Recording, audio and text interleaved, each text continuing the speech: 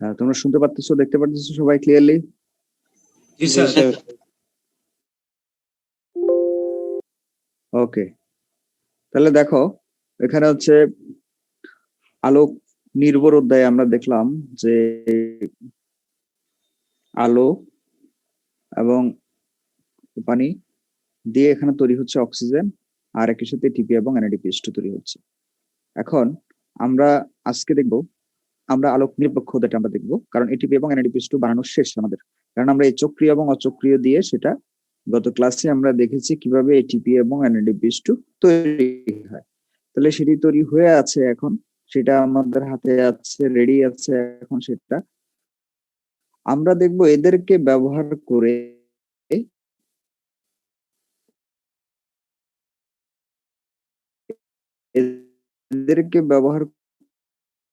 করে কিভাবে carbon dioxide বলছি হচ্ছে তোমার আলো। এখন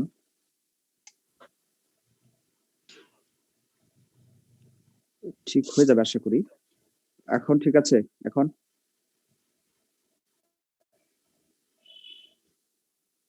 আচ্ছা, তাহলে আমরা এখন দেখব যে আলোক নিরপেক্ষ অধ্যায়টা কিভাবে সম্পন্ন হয় সেটা আমরা দেখব। তাহলে পরবর্তী স্লাইডে আমরা যাচ্ছি।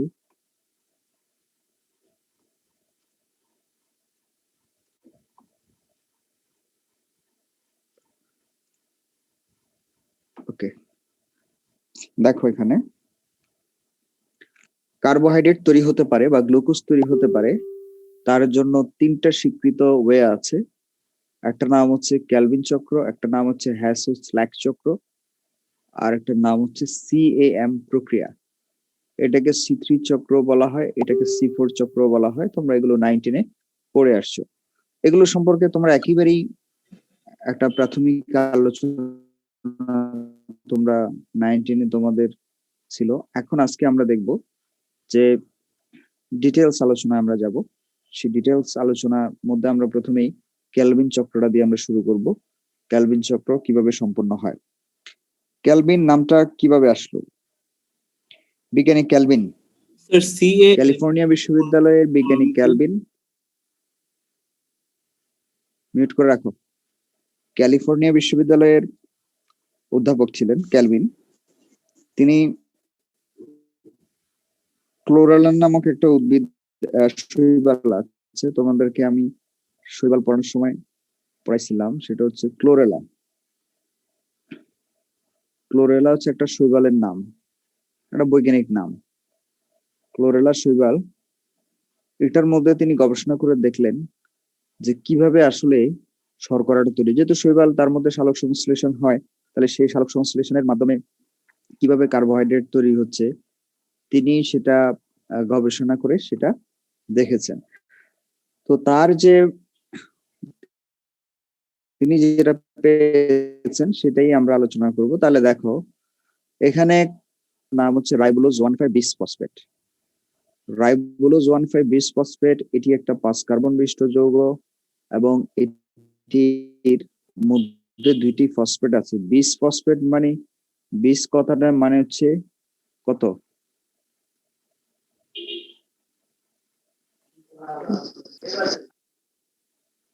বিস, বাই এবং ডাই, এগুলো দ্বারা বোঝা হচ্ছে দুইটি, এগুলো দ্বারা বোঝা হচ্ছে দুইটি। তাহলে 5 কার্বন বিশিষ্ট যে সুগারের কথা আমরা জানলাম, সেই 5 কার্বন বিশিষ্ট সুগারের মধ্যে 1 নাম্বার কার্বন একটা ফসফেট আছে আর 5 নাম্বার কার্বন একটা ফসফেট আছে। দুটি ফসফেট রয়েছে। দুটি ফসফেট থাকার কারণে এই রাইবোলোজকে আমরা রাইবোলোজ 1,5-বিসফসফেট বলছি। আচ্ছা, রাইবোলোজ 1,5-বিসফসফেট একটা কার্বন ডাইঅক্সাইডকে গ্রহণ করে। দেখো একটা কার্বন ডাইঅক্সাইডকে যখন সে গ্রহণ করবে তখন কার্বনের পরিমাণ কিন্তু বেড়ে যাবে, কারণ হচ্ছে 5 কার্বন এবং 1 কার্বন মিলে কার্বন হয়ে যাবে কিন্তু 6টা। 6 কার্বন বিশিষ্ট তখন কি হবে? একটা যৌগ তৈরি হবে যার নাম হচ্ছে কিটো অ্যাসিড। তবে কিটো অ্যাসিডের আগে আমরা একটা অস্থায়ী শব্দ যুক্ত করেছি, কারণ হচ্ছে এই কিটো অ্যাসিডটা তৈরি হওয়ার পরপরই কিন্তু কি হয়ে যাবে, কিটো অ্যাসিডটা আবার কিটো অ্যাসিডটা আবার কি হয়ে যাবে, কিটো অ্যাসিডটা আবার ভেঙে যাবে। ঠিক আছে, তাহলে খেয়াল করো, রাইবোলোজ 1,5-বিসফসফেট একটা কার্বন ডাই অক্সাইডকে গ্রহণ করলো, করে 6 কার্বন বিশিষ্ট একটা অস্থায়ী কিটো অ্যাসিড তৈরি করবে। তৈরি করার পরে সে অস্থায়ী কিটো অ্যাসিডটা ভেঙে গিয়ে সে অস্থায়ী কিটো অ্যাসিডটা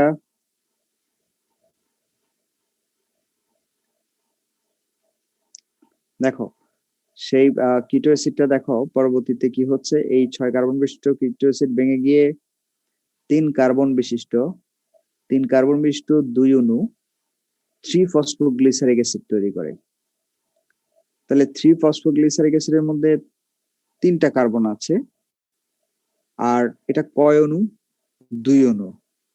ওকে, তাহলে এখানে একটা জিনিস খেয়াল করো, 3-ফসফোগ্লিসারিক অ্যাসিডের মধ্যে 3 কার্বন, 3 নাম্বার কার্বনে আসলে ফসফেটটা থাকে, এবং যৌগ কয়টা, 2টা। তাহলে টোটাল কার্বনের সংখ্যা কিন্তু 6টাই আছে। দেখো, এই যে 3 কার্বন বিশিষ্ট 2 অণু, তার মানে 3 এ 2 এ কত, 6।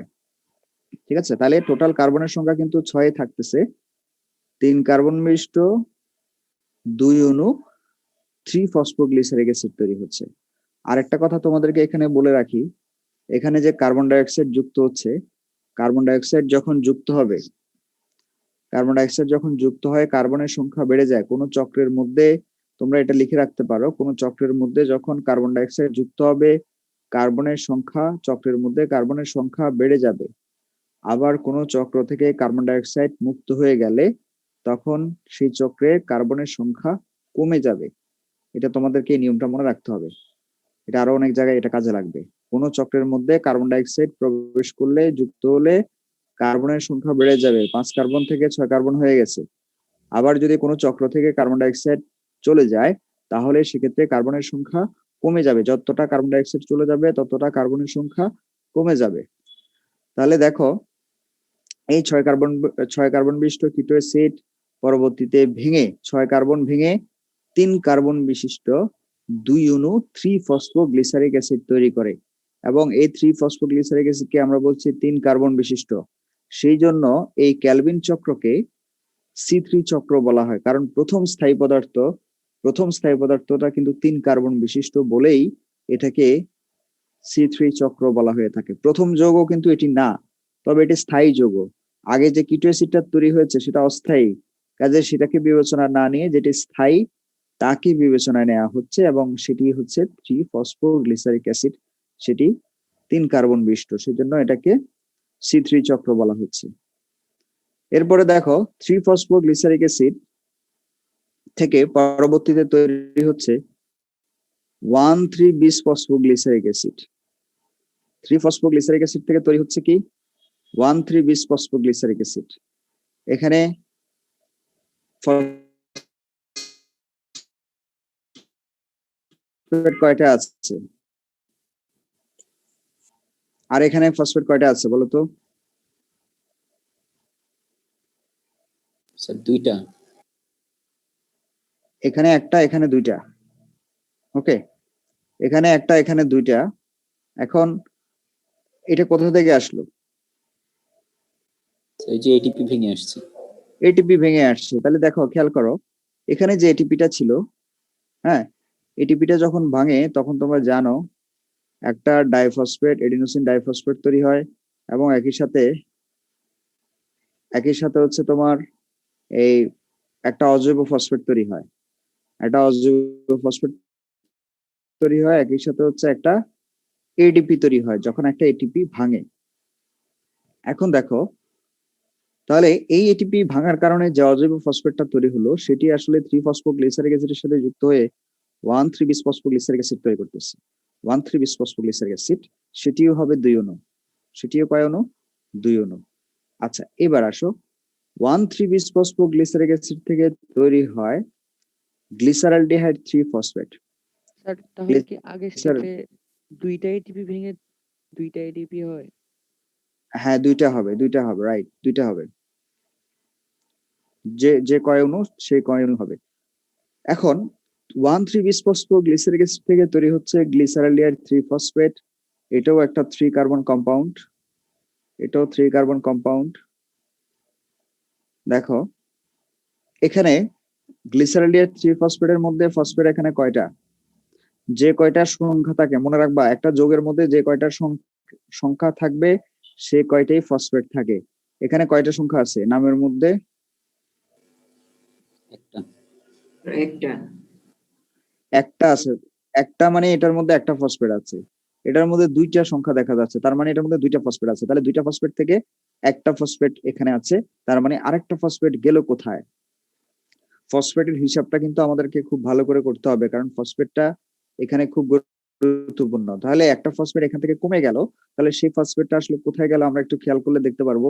দেখো এখানে NADPH2 থেকে NADP তৈরি হচ্ছে, সেক্ষেত্রে দেখো এখানে ফসফেট কয়টা আছে দেখা যাচ্ছে, কয়টা দেখো তো। স্যার একটা বেড়ে গেছে, এখানে একটা, এখানে দুইটা, এই যে দেখো এখানে দুইটা আছে। এখানে একটা ইনঅর্গানিক ফসফেট দেখা যাচ্ছে, যেটা আগে ছিল না, যেখানে আগে হাইড্রোজেন ছিল এখন সেই জায়গায় আমরা দেখতেছি একটা ইনঅর্গানিক বা অজৈব ফসফেট। আসলে এই যে এখানে দুইটা ছিল, দুইটা থেকে একটা এখানে চলে আসছে আর একটা এখানে আছে। তাহলে দুইটা ফসফেটের মধ্যে আমরা দুইটা ফসফেটের অবস্থানটা আমরা দেখলাম, সহজ করে বলছি। তাহলে এটা এখানে একটা আছে, সেটা আরেকটা আমরা এখানে দেখতে পাচ্ছি। তাহলে 1,3-বিস ফসফোগ্লিসারিক অ্যাসিড থেকে তৈরি হচ্ছে গ্লিসারলিয়ার 3 ফসফেট, সেটা 3 কার্বন বিশিষ্ট। আচ্ছা, তাহলে গ্লিসারলিয়ার 3 ফসফেট তাহলে কয়টা হবে? 1,3-বিস ফসফোগ্লিসারিক অ্যাসিড যদি দুইটা থাকে, দুই অণু থাকে, তাহলে গ্লিসারলিয়ার 3 ফসফেট কয় অণু হবে? 2 অণু। 2 অণু হবে, 2 অণু গ্লিসারলিয়ার 3 ফসফেট, এভাবে লেখে সংক্ষেপে G3P। এই যে গ্লিসারলিয়ার 3 ফসফেট। আচ্ছা, 2 অণু পাইলাম আমরা। 2 অণু থেকে এবার খেয়াল করো, একটা গ্লিসারলিয়ার 3 ফসফেট, এখানে দুইটা থেকে একটা গ্লিসারলিয়ার 3 ফসফেট ডাইহাইড্রোক্সি অ্যাসিটোন 3 ফসফেটে কনভার্ট হবে। এর সাথে ডিফারেন্সটা কোথায়? এটা একটা অ্যালডিহাইড আর এটা একটা কিটোন, এটা একটা অ্যালডোস সুগার, এটা একটা কিটো সুগার। এটা কোথায় পড়ছিলাম আমরা? এদের চেহারা, এদের নামগুলো কি তোমাদের কাছে Chapter পরিচিত 3 তে। মনে হচ্ছে? চ্যাপ্টার 3 তে স্যার। চ্যাপ্টার 3 তে পড়ছো। চ্যাপ্টার 3 তে কিসের উদাহরণ ছিল এরা জানো? সুগারের এক্সাম্পলের মধ্যে মনে হয় পড়ছি। সুগারের মধ্যে ট্রায়োজের এক্সাম্পল, ট্রায়োজ Triose. ট্রায়োজ পড়াইছিলাম তোমাদেরকে আমরা। ট্রায়োজের মধ্যে, হ্যাঁ, ট্রায়োজের মধ্যে উদাহরণ হিসেবে এরা ছিল, একটার নাম হচ্ছে তোমার অ্যালডোস সুগার হিসেবে ছিল গ্লিসারলিয়ার 3 ফসফেট, আর তোমার এই কিটো সুগার হিসেবে ছিল ডাইহাইড্রোক্সি অ্যাসিটোন ফসফেট। ফসফেটটা ছিল না, ডাইহাইড্রোক্সি অ্যাসিটোন বলতাম আর গ্লিসারলিয়াইড বলতাম। আচ্ছা, এখন এদের সাথে ফসফেট যুক্ত হলো। এখন দেখো দুইটা থেকে তাহলে একটা, দুইটা গ্লিসারলিয়ার 3 ফসফেট থেকে একটা ডাইহাইড্রোক্সি অ্যাসিটোন 3 ফসফেট তৈরি হয়ে গেল। এখন খেয়াল করো, তাহলে এখন এখানে গ্লিসারলিয়ার 3 ফসফেট একটা আছে আর আরেকটা ডাইহাইড্রোক্সি অ্যাসিটোন 3 ফসফেট আছে। এটাও 3 কার্বন বিশিষ্ট, এটাও 3 কার্বন বিশিষ্ট। এটার মধ্যে একটা ফসফেট আছে, এটার মধ্যে একটা ফসফেট আছে। এটার মধ্যে 3 নাম্বার কার্বনের ফসফেট আছে, এটার মধ্যেও 3 নাম্বার কার্বনের ফসফেট আছে। তাহলে এখন কি হচ্ছে দেখো, এই 3 কার্বন এবং এই 3 কার্বন মিলে 6 কার্বন বিশিষ্ট ফ্রুক্টোজ 1,6-বিস ফসফেট তৈরি হচ্ছে। তাহলে 1,6-বিস ফসফেটের মধ্যে ফসফেট কয়টা আছে বলতো? এখানে কয়টা ফসফেট আছে? দুইটা আছে। তাহলে দুইটা কোথা থেকে আসলো? 2 অণু ছিল সেখানে দুইটা। 2 অণু, হ্যাঁ 2 অণু। এখানে একটা ফসফেট আছে, দেখো এখানে একটা ফসফেট আছে, এখানে একটা ফসফেট আছে। তাহলে এখান থেকে একটা নিল, এখান থেকে একটা নিয়ে এখানে আমরা দুইটা দেখতে পাচ্ছি। কারণ আমরা বলেছি, একটা নিয়মের কথা আমরা বলেছি, যে কয়টা সংখ্যা থাকবে সেই কয়টা ফসফেট থাকবে। আসলে এই সংখ্যাগুলো ফসফেটের অবস্থানকে নির্দেশ করে। যেমন এখানে ফসফেটটা 1 নাম্বার এবং 6 নাম্বার কার্বনে আছে। কেমিস্ট্রিতে যেমন জৈব যৌগের নামকরণে তোমরা পড়ছো না, যেখানে যেটা থাকে, যে মূলকটা থাকবে যুক্ত হয়, সেখানে সংখ্যা দিয়ে প্রকাশ করে। এগুলো তো কেমিস্ট্রিতে তোমরা এই নিয়মগুলো পড়ছো, জানো। নাম্বার কার্বনের মধ্যে এখানে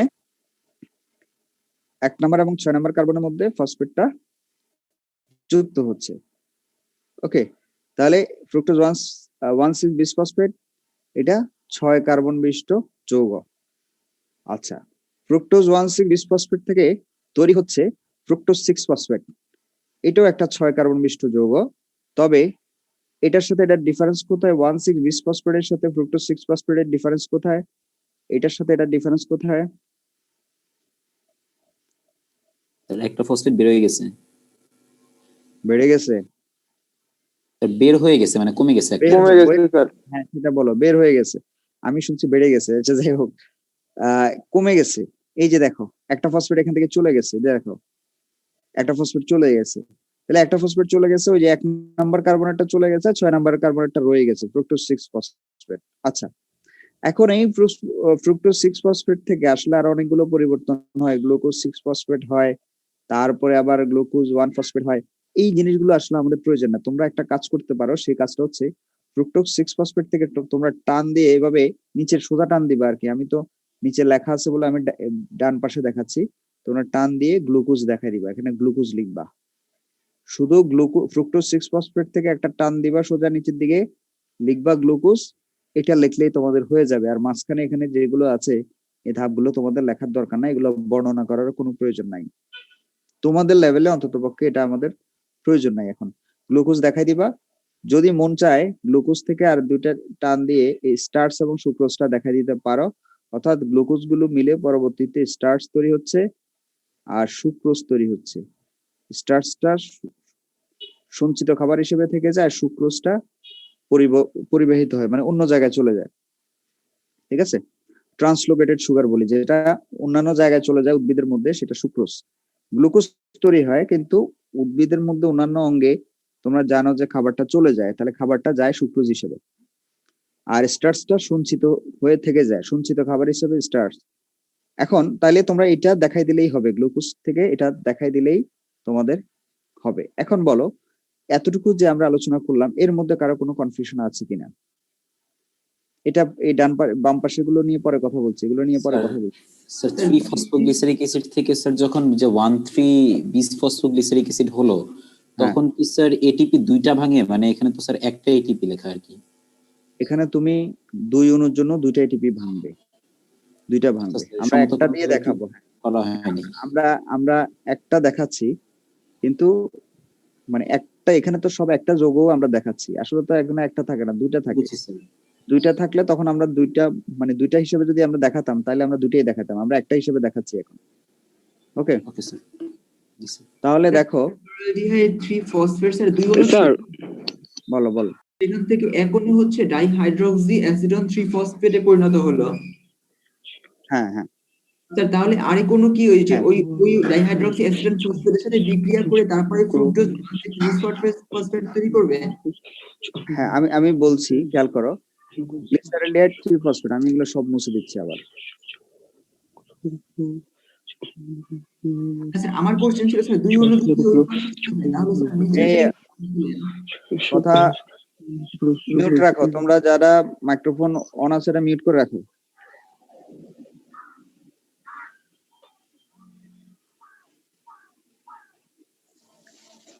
স্যার লেখাগুলো আরেকবার দেখাবেন?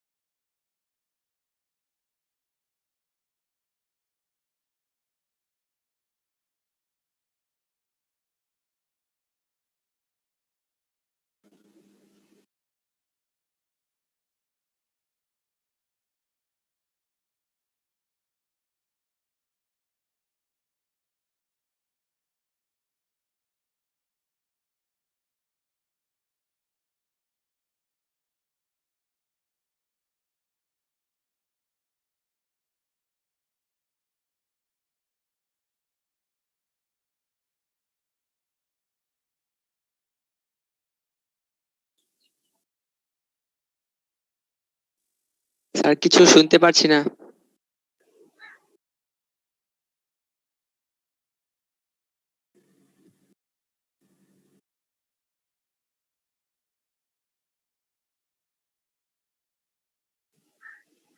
স্যার কিছু বলতেছেই নাকি কে জানে?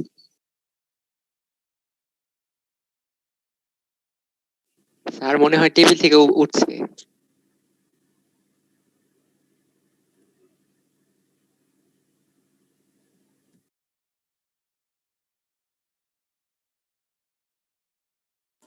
হ্যাঁ, শুনতে পাচ্ছ এখন? Yes sir. জি স্যার। স্যার আগের লেখাগুলো আরেকবার দেখানো যাবে? আগের লেখাগুলো তো এখন আর আসবে না, এটা ইয়ে করার সুযোগ নাই, আন্ডু করার সুযোগ নাই। এটা বোর্ড হলে হয়তো, হোয়াইট বোর্ডে লিখলে এটা আন্ডু করা যায়, বাট এটাতে করা যায় না। আচ্ছা, তোমার কোন জায়গায় সমস্যা বলো, আমি আবার লিখে স্যার ওই দিচ্ছি। যে গ্লিসারলডিহাইড 3 ফসফেট তো 2 অণু ছিল, হ্যাঁ হ্যাঁ সেখান থেকে এক অণু হচ্ছে ডাইহাইড্রক্সি অ্যাসিডন 3 ফসফেটে পরিণত হলো। এরপরে স্যার এই হ্যাঁ, যে এই যে দেখো। জি স্যার, এরপরে হ্যাঁ, স্যার বলো। ওই যে এক অণু G3P আর হচ্ছে এক অণু ডাইহাইড্রক্সি অ্যাসিডন ফসফেট মিলিত হয়ে হচ্ছে ফ্রুক্টোজ 1,6 বিস ফসফেটে পরিণত হলো। ইয়েস, হ্যাঁ। তাহলে স্যার এখানে তো 2 অণুই চলে আসলো, তাহলে স্যার নিচে যে একটা দাগ দিয়ে ইরিথ্রোজ 4 ফসফেট দেখা যায়, এটা কিভাবে হলো? ওইটা তো আমি এখনো যাই নাই, ওটা তো আমি যাই নাই, ওটা তো ব্যাখ্যা করবো আমি। আমি যতটুকু বলছি ততটুকু বুঝছো কিনা সেটা বলো, ওইটা তো আমি যাবো এখন। জি স্যার। এটা নিয়ে কারো কোনো স্যার আচ্ছা কনফিউশন নাই? হ্যাঁ, বলো স্যার বলো। ইউডিপির পূর্ণরূপ কি স্যার? ইউডিপি, জি sir. Uridine diphosphate, adenosine diphosphate. Uridine, আচ্ছা ঠিক এগুলো আছে।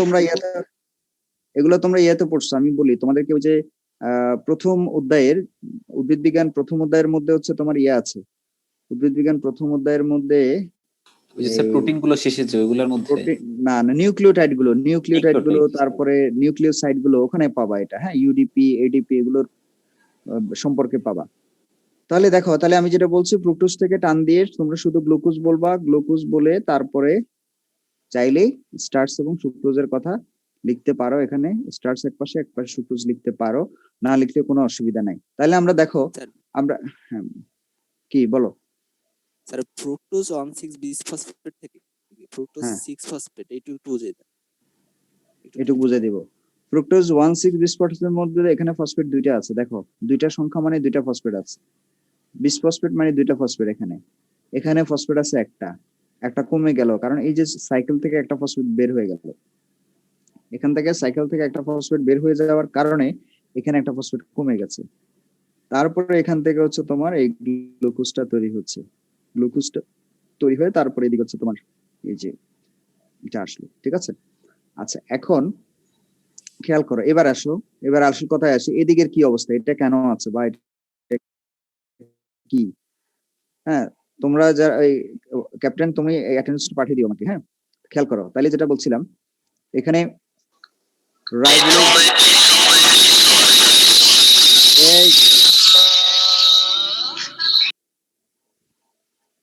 রোল 1, সাবধান, নিজের ডিভাইসের স্যার গ্রুপ 9 স্যার এ ও ছিল এই স্যার, ক্লাসের না তো। গ্রুপ 9 এ ছিল। আমাদের গ্রুপের না স্যার। গ্রুপ 9 এর দুষ্ট এনে আসছে কেন? এটা আছে কি জানি স্যার, ঢুকে হয়তো না স্যার, বার হয়ে গেছে। পাসওয়ার্ড হ্যাক করছে মনে হয়। বের হয়ে গেছে। জি স্যার। নাম দিছে গোপাল ভাঁড়। সেটাই তো বলতেছি, এর নামের তো সমস্যা আছে। আর যাই হোক, ডিস্টার্ব আর না আসলে হয়েছে। এরকম কোনো অবাঞ্ছিত কেউ ঢুকলে ক্লাসে বলবা, ঠিক আছে? তাদেরকে বের করে দিব। তাহলে দেখো, গ্লিসারোলিয়ার 3 ফসফেট। আচ্ছা, এখানে দেখো, এখানে কয়টা কার্বন ডাইঅক্সাইড প্রয়োজন হলো দেখো তো। এখানে কয়টা কার্বন ডাইঅক্সাইডকে আমরা ব্যবহার করেছি? একটা কার্বন ডাইঅক্সাইড ব্যবহার হয়েছে। আচ্ছা, তোমরা এই প্রথম দিন মানে এই কি বলে সালোক সংশ্লেষণ যখন আমি শুরু করেছি, তখন যে রিয়াকশনটা তোমরা লিখেছো দেখাইছিলাম আমি, সেই রিয়াকশনের মধ্যে তোমরা নিশ্চয়ই মনে আছে যে এক অণু গ্লুকোজ তৈরি করার জন্য কয় অণু কার্বন ডাইঅক্সাইড প্রয়োজন বলো তো? 2 অণু। কয় অণু? 6 অণু। 6 অণু। আচ্ছা, তাহলে দেখো 6 অণু দরকার। দেখো, এখানে আমরা কিন্তু গ্লুকোজ তৈরি করে ফেলছি, এক অণু দিয়ে কিন্তু গ্লুকোজ তৈরি হয়ে গেছে। দেখো, এক অণু কার্বন ডাইঅক্সাইডকে ব্যবহার করে এক অণু গ্লুকোজ তৈরি হয়ে গেছে। আসলে এখানে টোটাল কার্বন ডাইঅক্সাইড ব্যবহার হয় 6 অণু। তাহলে দেখো, এক অণুকে যখন আমরা ব্যবহার করছি, তখন আমরা 2 অণু গ্লিসারোলিয়ার 3 ফসফেট পাইছি আমরা। এক অণু কার্বন ডাইঅক্সাইড যখন ব্যবহার হয়েছে, তাহলে 6 অণু কার্বন ডাইঅক্সাইড যখন ব্যবহার হবে বা এই সাইকেলের মধ্যে যখন প্রবেশ করবে, তখন কত অণু গ্লিসারোলিয়ার 3 ফসফেট তৈরি হবে? 12 অণু। 12 অণু তৈরি হবে। সহজ হিসাব, একদম ঐকিক নিয়মের হিসাব। আমি তোমাদের অ্যাটেন্ডেন্সটা নিয়ে নিচ্ছি, তারপরে তোমাদের আলোচনা করব আমি।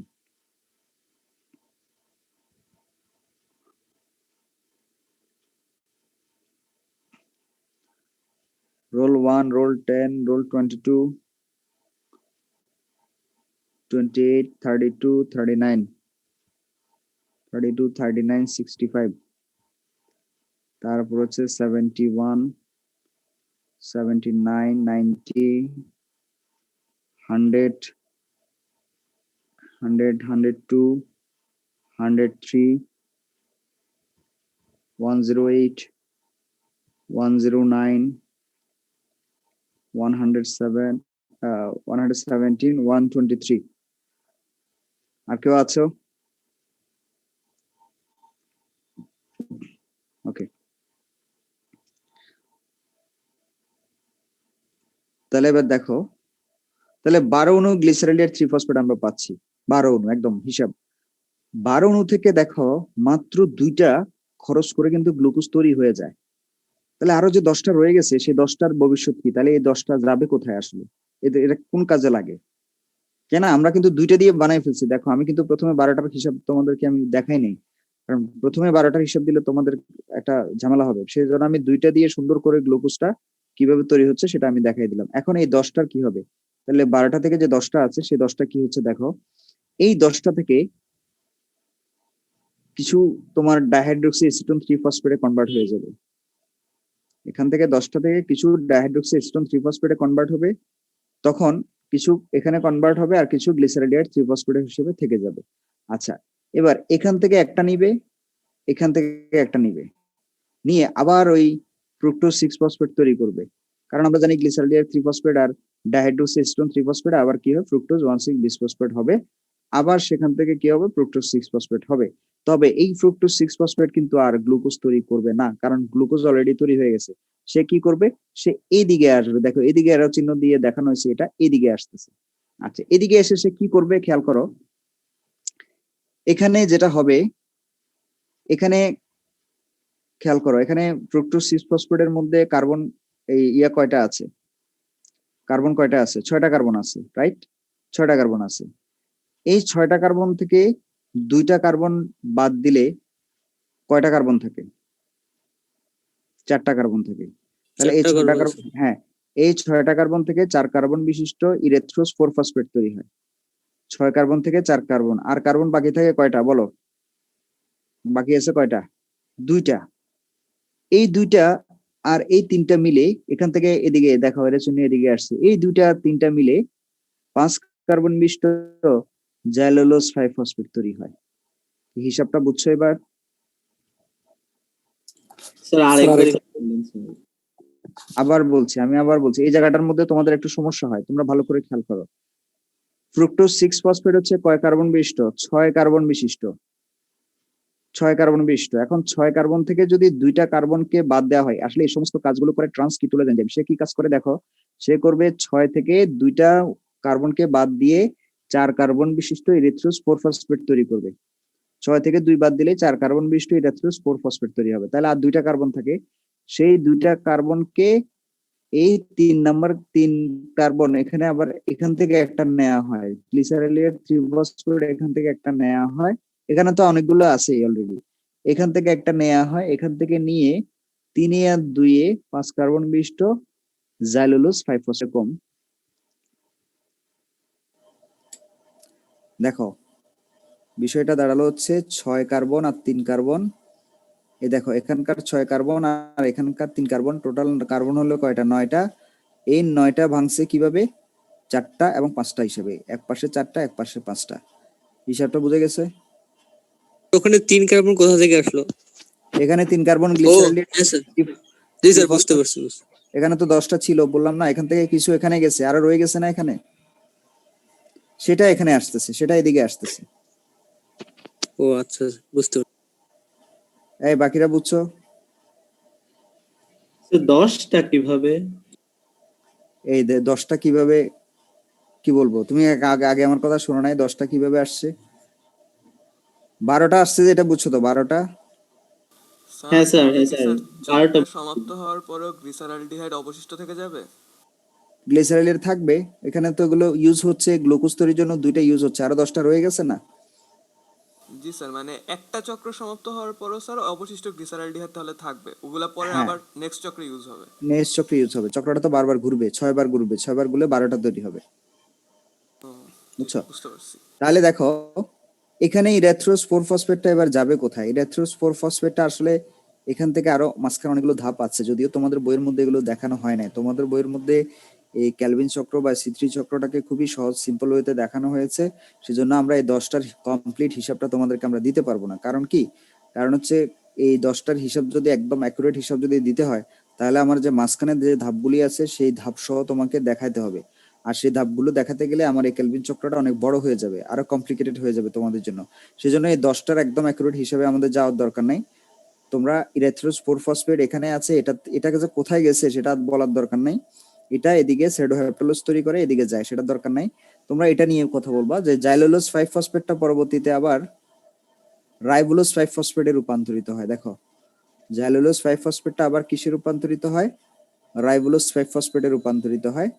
রাইবোলোজ 5 ফসফেটে যাওয়ার পরে দেখো আবার রাইবোলোজ 5 ফসফেট থেকে তৈরি হয় রাইবোলোজ 1,5 বিস ফসফেট। আবার রাইবোলোজ কি তৈরি করে? রাইবোলোজ 1,5 বিস ফসফেট। তাহলে এটা থেকে এটা কিভাবে তৈরি হচ্ছে? রাইবোলোজ 5 ফসফেট থেকে রাইবোলোজ 1,5 বিস ফসফেট কিভাবে তৈরি হচ্ছে বলো তো? Inorganic phosphate. কাইনেস এনজাইমের সাহায্যে ফসফেট যুক্ত হয়।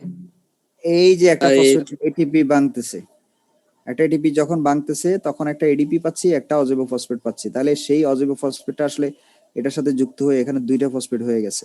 তাহলে এখানে একটা ফসফেট, এখানে 2টা ফসফেট, ঠিক আছে? আচ্ছা, এখানে আরেকটা কথা বলি আমি, সেটা হচ্ছে আমরা যে এখানে এটিপি পাচ্ছি, আমরা যে এখানে এনএডিপিএসটি পাচ্ছি, আবার এখানে এটিপি পাচ্ছি, এগুলো আসছে কোথা থেকে বলো তো?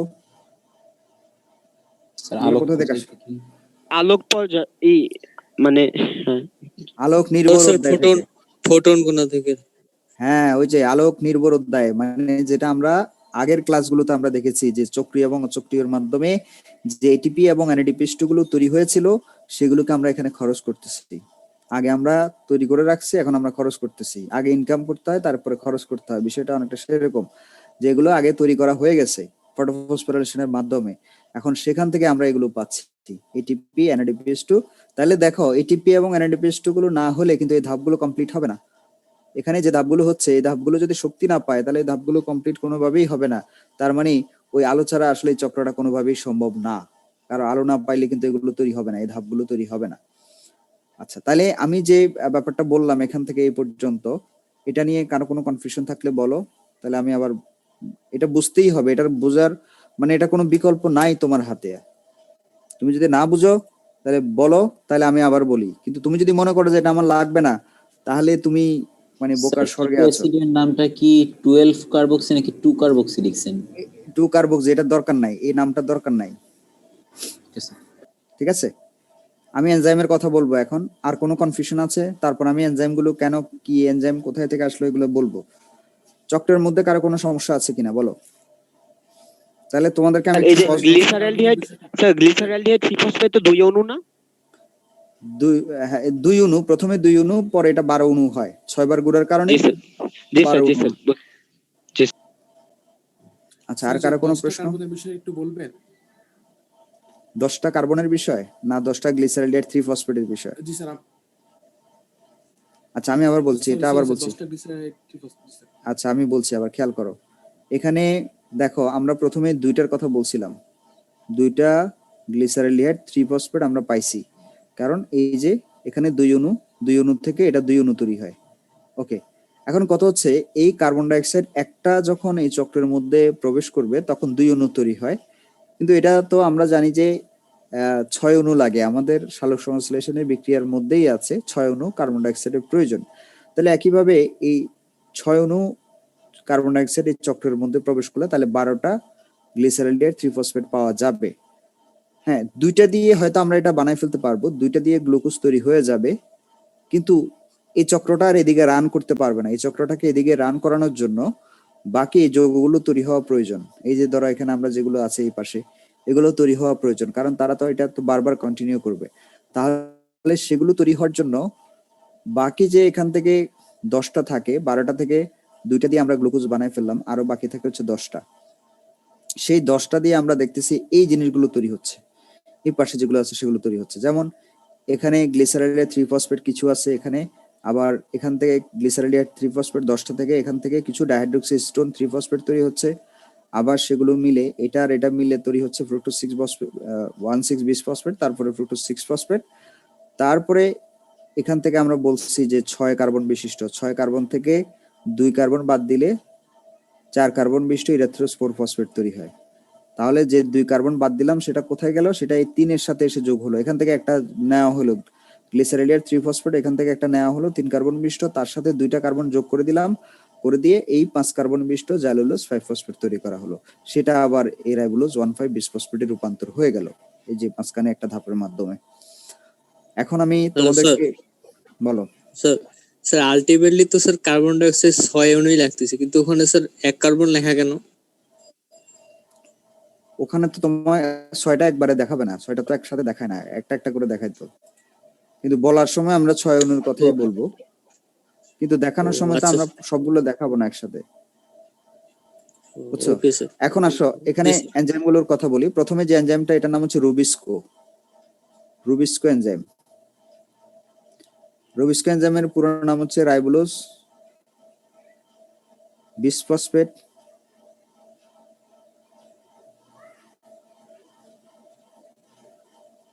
Carboxylase, ribulose bisphosphate carboxylase. Okay, তারপরে আছে এখানে এনজাইমের নাম হচ্ছে কাইনেস। একটা জিনিস মনে রাখবা, যেখানে এটিপি তৈরি হয় অথবা এটিপি ভাঙবে সেখানে এনজাইমের নাম হচ্ছে কাইনেস। একদম সোজা কথা, যেখানে এটিপি তৈরি হবে অথবা এটিপি ভাঙবে সেখানে এনজাইমের নাম হচ্ছে কাইনেস। তাহলে এই দুই জায়গায় কাইনেস আছে, এখানে একটা কাইনেস। আর যেখানে NADPH2 তৈরি হবে অথবা ভাঙবে সেখানে এনজাইমের নাম হচ্ছে ডিহাইড্রোজেনেস। এটা অন্য জায়গায় কাজে লাগবে, নিয়মটা বোঝা গেছে? আচ্ছা, আর যেখানে অ্যালডিহাইড থেকে কিটোন থেকে অ্যালডিহাইড তৈরি হয়, ওই কথাটা একটু আরেকবার বলেন স্যার, লিখে রাখছি। আচ্ছা, যেখানে এটিপি তৈরি হয় অথবা এটিপি ভাঙে সেখানে এনজাইমের নাম হচ্ছে কাইনেস। সেই সূত্রে আমাদের এখানে কাইনেস এবং এখানে কাইনেস, কারণ এই ধাপে এটিপি, এই যে এটিপি ভাঙতেছে, দুই জায়গা কাইনেস। আর যেখানে NADPH2 তৈরি হয় অথবা ভাঙে সেখানে এনজাইমের নাম হচ্ছে ডিহাইড্রোজিনেস।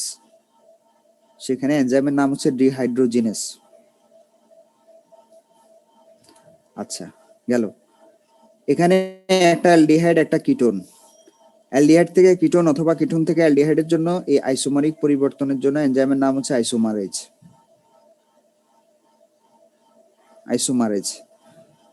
তারপরে গ্লিসারলিয়ার 3 ফসফেট এবং ডাইহাইড্রোক্সিস্টোন 3 ফসফেট, এরা এই যৌগটার নাম হচ্ছে অ্যালডোল। ফ্রুক্টোজ 1,6 বিসফসফেটকে বলা হয় অ্যালডোল যৌগ। অ্যালডোল যৌগ কি, এটা কেমিস্ট্রিতে পড়ার কথা, না হলে গুগলে সার্চ দিয়ে দেখে নিবে অ্যালডোল কি।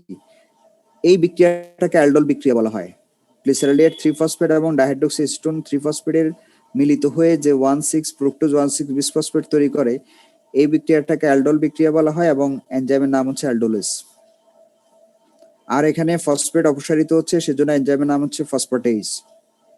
ওকে, আর এখানে দেখো ফ্রুক্টোজ 6 ফসফেট, এখান থেকে 2টা কার্বনকে অপসারিত করে 4টা তৈরি করলো, আবার এখান থেকে 2টা এদিকে যুক্ত দিয়ে এটা তৈরি করলো। এই সমস্ত, কারণ ফ্রুক্টোজ একটা কিটোন জানো তোমরা, সেজন্য এখানে এনজাইমের নাম হচ্ছে ট্রান্সকিটোলেস। আর রাইবোলোজ 5 ফসফেট এবং জাইলুলোজ 5 ফসফেট, এরা একে অপরের ইপিমার বুঝো? No sir. ইপিমার হচ্ছে এই দুইটার আণবিক সংকেত মানে একই, রাসায়নিক সংকেতের মধ্যে শুধুমাত্র একটা কার্বনের কনফিগারেশন ভিন্ন। একটার ক্ষেত্রে হাইড্রোক্সিল গ্রুপ ডান পাশে থাকে, আর একটার ক্ষেত্রে হাইড্রোক্সিল গ্রুপ বাম পাশে থাকবে। হাইড্রোজেন এই পাশে, এই পাশে, এই যে শুধু এই পরিবর্তনটা আছে যে একটা হাইড্রোক্সিল গ্রুপ ডান পাশে আর একটা হাইড্রোক্সিল গ্রুপ বাম পাশে।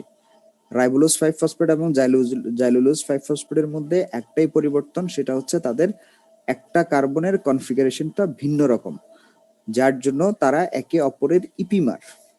আর ইপিমারিক যে পরিবর্তন যেটা, সেটা যে এনজাইম করে তার নাম হচ্ছে ইপিমারেজ। বোঝা গেছে? এই ইপিমারকে পরিবর্তন করার জন্য যে এনজাইম এখানে কাজ করতেছে সেটাকে বলা হচ্ছে ইপিমারেজ। তাহলে আমরা যে এনজাইমগুলো এখানে ব্যবহার হয়েছে সেই এনজাইমগুলোর কারণটা আমরা বুঝে গেছি, আশা করি মনে থাকবে আমাদের। আইসোমারেজ ট্রান্সকিটোলেসটা কি স্যার? ট্রান্সকিটোলোজটা এই যে ফ্রুক্টোজটা হচ্ছে একটা কিটোন, কিটোনের পরিবর্তন ঘটাইছে, তাই না? সেজন্য এটার নাম হচ্ছে ট্রান্সকিটোলেজ।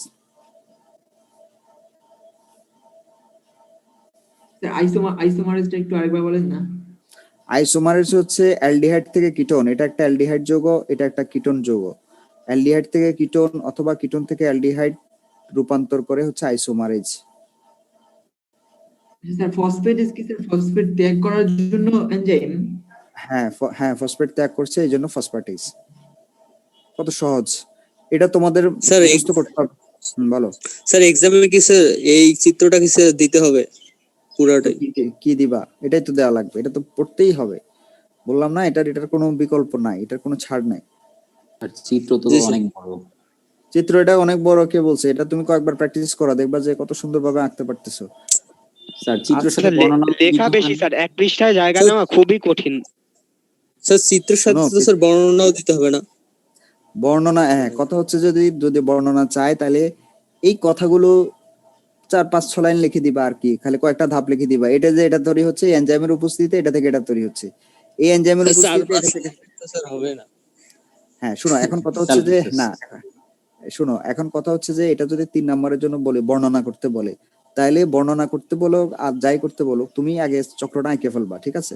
চক্রটা এটা লিখে ফেলবা, সুন্দর করে লিখে ফেলবা। লিখে ফেলে লাস্টের দিকে 4-5 লাইনে মেইন ধাপগুলো কয়েকটা লিখে দিলা, শেষ, 3 নাম্বার দিয়ে দিবে একদম। আর 2-1টা লাইন না লিখলে জিনিসটা হয়তো বর্ণনা করতে বলছে, তুমি বর্ণনা করলা না, তাহলে জিনিসটা ভালো দেখায় না। আসলে এটা লেখার পরে আর বর্ণনা করার প্রয়োজন হয় না, যে এটা লিখতে পারবে সে বর্ণনাও করতে পারবে, আমরা এটা বুঝি, ঠিক আছে? কিন্তু কয়েক লাইন লিখে দিলে হবে কি, তাহলে তোমার একদম জিনিসটা আর নিয়ে কোনো ইয়া থাকে না। ওকে, আর যদি কেলভিন চক্রটা দেখাইতে বলে তাহলে তোমার বর্ণনা দেওয়ার কোনো দরকার নেই, কারণ আমরা তো জানি যে চক্রটা, যে স্টুডেন্টটা এই চক্রটা লিখতে পারবে, তার মানে সেটা জেনে শুনে বুঝে এটা লিখছে। আর সে যদি এটা লিখতে পারে, সে বর্ণনা করতে পারবে। বুঝছো ব্যাপারটা? চিত্রটা কি স্যার পেন্সিল আঁকা যাবে? পেন্সিলে তুমি যদি মনে করো যে পেন্সিলে আঁকলে ভালো হবে, আঁকতে পারো, তবে কলম দিয়ে আঁকলে হবে, যে কোনো ভাবে আঁকলে হবে, অসুবিধা নেই, ঠিক আছে? স্যার অ্যালডোলেজ এনজাইমের কাজটা আরেকবার একটু বলবেন? এখানে এই যৌগটার নাম হচ্ছে অ্যালডোল যৌগ, ফ্রুক্টোজ 1,6-বিসফসফেট, এটাকে অ্যালডোল যৌগ বলা হয়। আর এই বিক্রিয়াটাকে অ্যালডোল বিক্রিয়া বলা হয়, এবং এনজাইমের নাম হচ্ছে অ্যালডোলেস, ঠিক আছে? এই হচ্ছে ক্যালভিন চক্র, এটার কোনো বিকল্প নাই, এটা শিখতেই হবে তোমাদেরকে। আর তোমাদের এই অধ্যায়টা তোমাদের জন্য খুবই গুরুত্বপূর্ণ, কারণ এই অধ্যায় থেকে প্রতি বছর প্রশ্ন থাকেই। হ্যাঁ, প্রতি বছরের বিগত বছরের প্রশ্নগুলো যদি তোমরা টেস্ট পেপার থেকে দেখো, দেখবা যে এখান থেকে কোনো না কোনো ভাবেই, সেটা সালোক সংশ্লেষণ হোক, সেটা শ্বসন হোক, অথবা সেটা খনিজ লবণ পরিশোষণ হোক, যে কোনো জায়গা থেকে প্রশ্ন আসছে, কাজে এই অধ্যায়টা পড়তেই হবে। আর এখান থেকে তো অ্যাডমিশনের তো এখান থেকে অনেক প্রশ্ন আসে। যাই হোক, তাহলে ক্যালভিন চক্রটা গেল, এবার আমরা C4 চক্র সম্পর্কে একটু ধারণা দিব। আজকে যতটুকু সময় আছে হয়তো C4 চক্রটা আমরা শুরু করতে পারবো না, কিন্তু এটার একটা প্রাথমিক যে কথাবার্তাগুলো সেগুলো আমরা হয়তো পারবো। সেটা দেখো, এই যে দেখো, এই ডায়াগ্রামটা তোমরা একটু বুঝো। এটা C3 উদ্ভিদের পাতার অ্যানাটমি, মানে পাতার মধ্যে এরকম দেখা যায় C3 উদ্ভিদের মধ্যে, আর এটা দেখা যায় হচ্ছে C4 উদ্ভিদের মধ্যে। ওকে, C3 উদ্ভিদ আর এটা হচ্ছে C4 উদ্ভিদ। এখন C4 উদ্ভিদের মধ্যে একটা বিশেষ গঠন আছে, বিশেষ গঠনটা কি? এটা হচ্ছে ভাস্কুলার বান্ডেল। ভাস্কুলার বান্ডেলের চারপাশে যে কোষগুলো আছে, এই কোষগুলোকে বলা হয় বান্ডল শীত কোষ। এই কোষগুলোর নাম হচ্ছে বান্ডল শীত কোষ।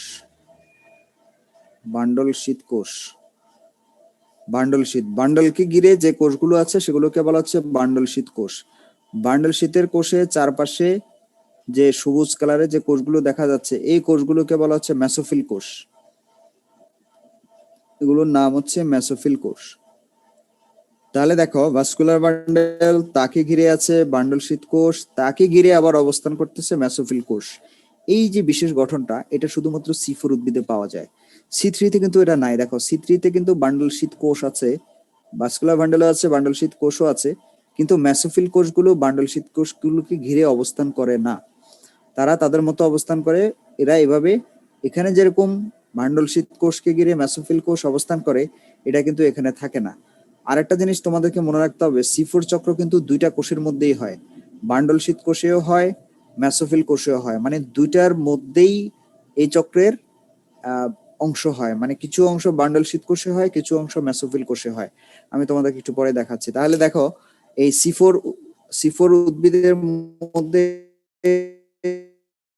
যে বিশেষ গঠনটা এখানে দেখা যায়, এটার নাম হচ্ছে ক্র্যাঞ্জ অ্যানাটমি। এটার নাম হচ্ছে ক্র্যাঞ্জ অ্যানাটমি। তাহলে ক্র্যাঞ্জ অ্যানাটমি কোনটা? ক্র্যাঞ্জ অ্যানাটমিটা হচ্ছে যে ভাস্কুলার বান্ডলকে ঘিরে বান্ডল শীত কোষ এবং তাকে ঘিরে মেসোফিল কোষের যে স্তর বা যে গঠন, সেটার নাম হচ্ছে ক্র্যাঞ্জ অ্যানাটমি। এটা কোথায় পাওয়া যায়? এটা শুধুমাত্র C4 উদ্ভিদের মধ্যে পাওয়া যায়। তোমরা যদি C3 এবং C4 উদ্ভিদের মধ্যে ডিফারেন্সটা পড়ো, তাহলে সেখানে পাবা যে ক্র্যাঞ্জ অ্যানাটমি বলে একটা ডিফারেন্স সেখানে, মানে ক্র্যাঞ্জ অ্যানাটমির সম্পর্কে বলা হয়েছে। আচ্ছা, এখানে দেখো তোমরা, এখানে এটা হচ্ছে মেসোফিল কোষ। এই যে দেখো, এই চক্রের কিছু অংশ মেসোফিল কোষের মধ্যে হচ্ছে, আর কিছু ঘটনা বান্ডল শীত কোষের মধ্যে হচ্ছে। ঠিক আছে,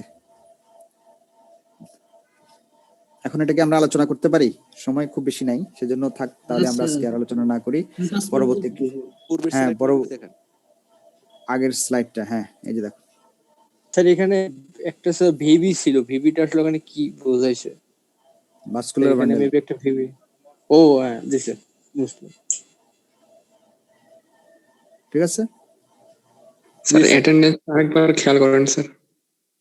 স্যার শেষে যে ক্র্যাঞ্চ অ্যানাটমি বললেন ওইটা একটু দেখানো যাবে? এটাই তো দেখাচ্ছি, যে এটাই তো ক্র্যাঞ্জ অ্যানাটমি, দেখতেছো না? এই পুরো বিন্যাসটাকেই ওইটা বলা হয়? হ্যাঁ, এই বিন্যাসটাকে ক্র্যাঞ্জ অ্যানাটমি বলা হয়। Okay sir. আচ্ছা, অ্যাটেন্ডেন্স নিয়ে কি হয়েছে বলো তো? স্যার আরেকবার দেখেন, মানে অনেকে 79 আর 90 প্রেজেন্ট আর কি, এটাই বলতেছে। 79 আর 90, হ্যাঁ 79 আর 90 প্রেজেন্ট। ওকে, ঠিক আছে, দিলাম প্রেজেন্ট, হ্যাঁ। ওকে ওকে ঠিক আছে, তাহলে তোমরা ভালো থাকো। এটা অবশ্যই পড়ে নিবা, আজকে পড়ে নিবা। এটা পড়া লাগবেই, কোনো মিস নাই। এটা যদি উদ্ভিদের ক্ষেত্রে গাফিলতি, কোন কোষগুলোর মধ্যে ইয়ে ঘটে, সালোকসংশ্লেষণ ঘটতেছে? C3 জি স্যার, C3 তে মেসোফিল কোষগুলোতে, এই যে সবুজ কোষগুলোতে।